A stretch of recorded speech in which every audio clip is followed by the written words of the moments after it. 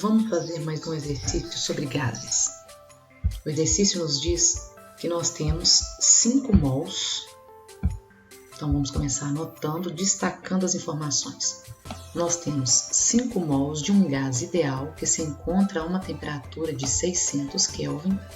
Então veja que nós temos também a temperatura inicial que ele se encontra, ocupando um volume de 0,5 metros cúbicos. Então nós também temos volume inicial, mediante um processo isobárico, ou seja, aquele em que a pressão não varia, né? Que a pressão no início aí é igual à pressão no final.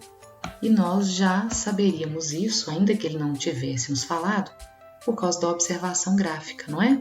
Nós percebemos que no início e no final nós temos sempre a mesma pressão P aí indicada. O gás é submetido à transformação indicada no gráfico, então depois dessa leitura nós ainda podemos ler o gráfico.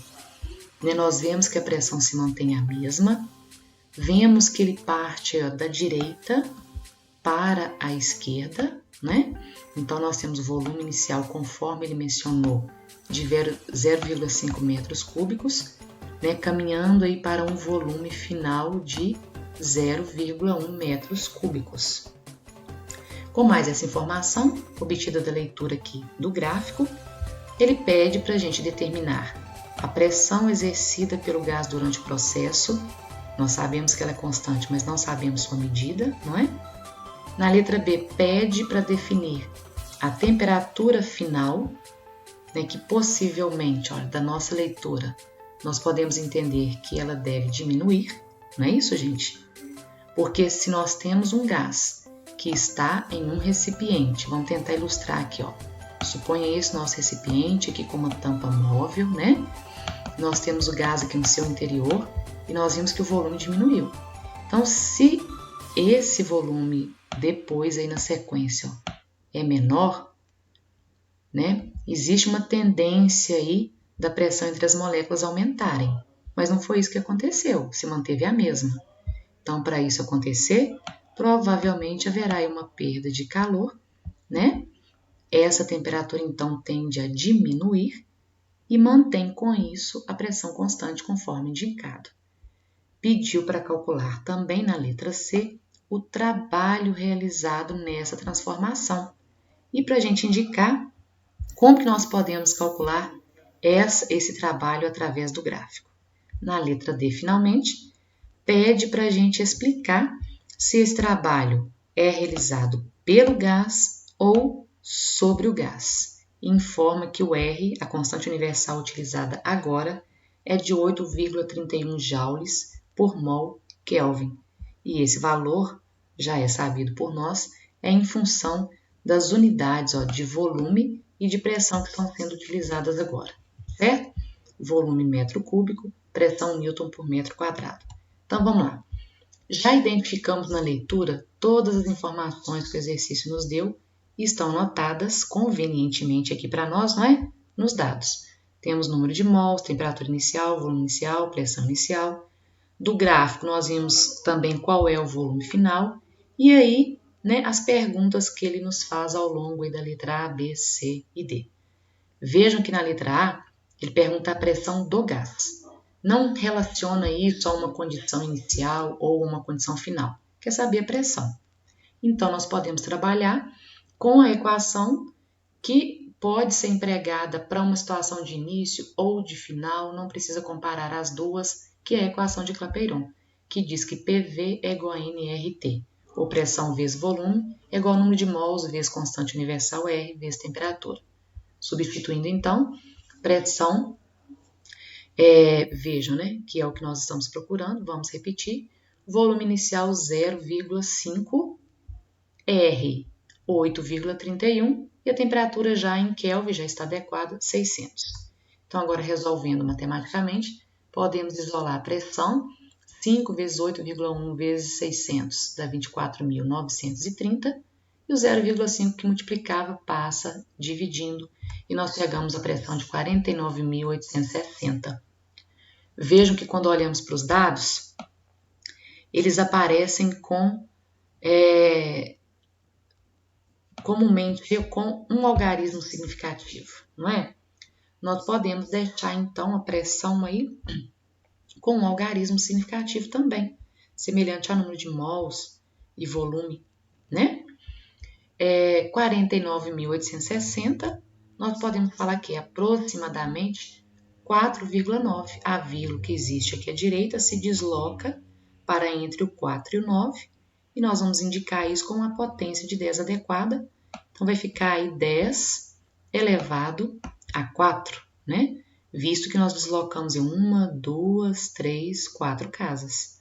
Ou ainda, para deixar com um algarismo aí significativo, 4,9 é aproximadamente 5 vezes 10 elevado a 4, e a unidade de pressão, conforme o que está sendo empregado no exercício, Newton por metro quadrado.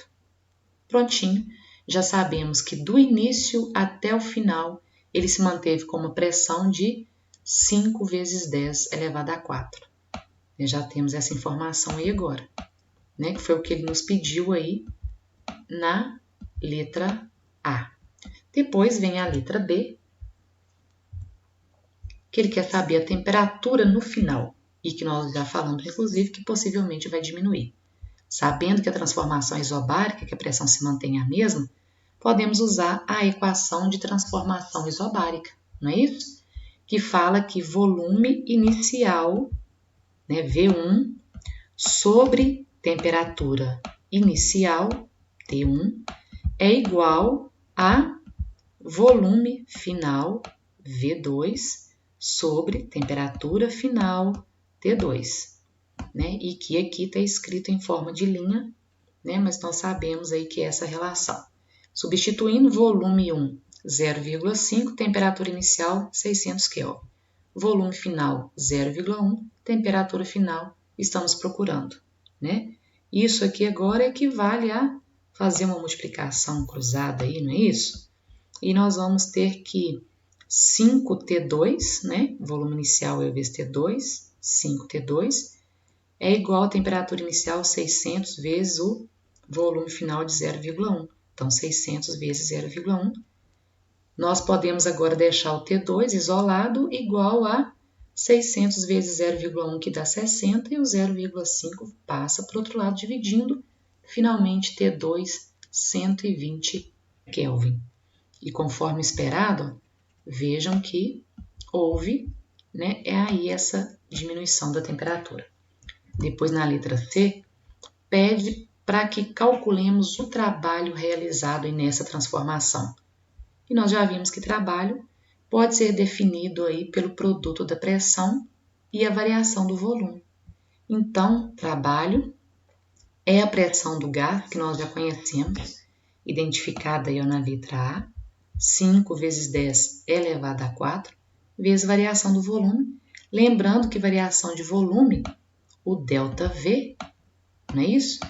É igual a volume final, que nós chamamos de V2, menos volume inicial, V1. Observando o gráfico, né, volume inicial para nós 0,5, volume final 0,1, então vai ficar 0,1 menos 0,5, que vai dar menos 0,4.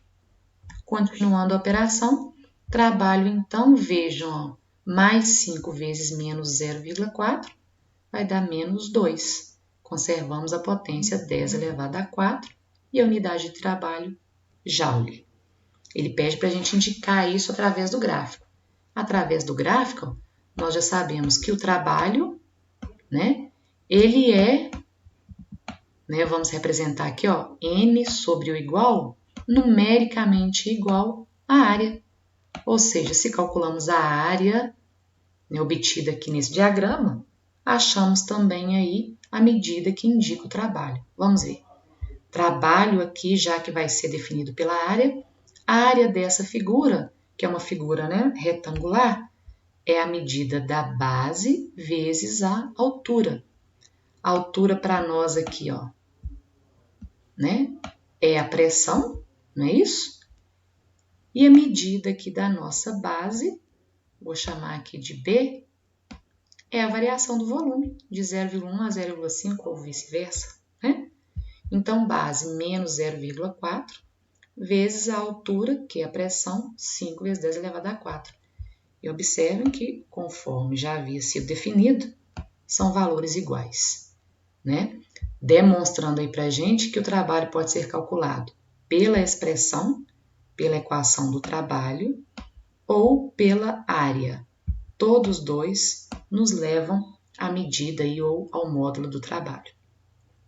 Mas ainda tem uma questão, a letra D, que pede para nos explicar se esse trabalho foi realizado pelo gás ou sobre o gás. Então vamos lá lembrar disso aí de novo. Nós temos um recipiente com uma certa quantidade de gás e que ocupa um volume. Nós vimos que nós tínhamos esse volume inicial, mas que depois aí da transformação esse volume diminuiu, né? Passou aí para um V2 que agora é menor. Então essa tampa aqui, esse êmbolo teve que descer, né? Então se ele desceu, a força tem sentido aí, ó, de cima para baixo. Então o trabalho foi realizado de fora para dentro. Então o trabalho foi realizado sobre o gás. Logo, o trabalho é realizado sobre o gás pelo meio exterior. E por hora é isso, pessoal. Até a próxima. Até a próxima.